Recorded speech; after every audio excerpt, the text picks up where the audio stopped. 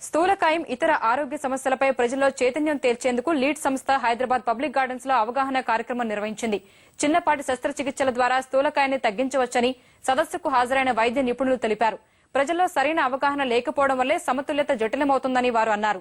స్థూలకాయంతో బాధపడుతున్న వారు చికిత్స తరువాత వైద్యుల సూచన మేరకు జాగ్రత్తలు పాటించాలని కోరారు.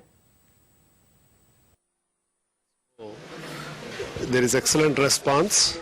Almost 150 people కంటే ఎక్కువ మంది దీనికి రిజిస్ట్రేషన్ చేసుకోవడం జరిగింది.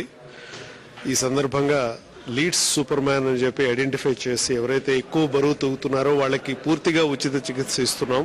నిత్యానంద్ అని చెప్పేటువంటి వ్యక్తి 169 కిలోలు ఉన్న వ్యక్తిగా రావడం జరిగింది.